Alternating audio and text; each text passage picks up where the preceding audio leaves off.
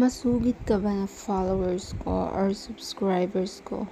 Aba, baka ikaw na ang maswerte kong mapili.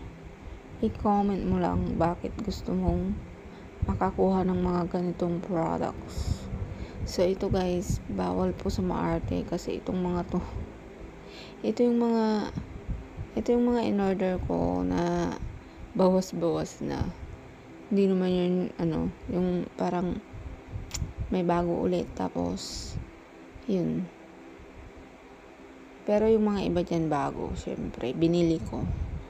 Talagang yung mga iba dyan mix gamit mo na pero marami pa, hindi naman na expired, ganyan, bigay lang.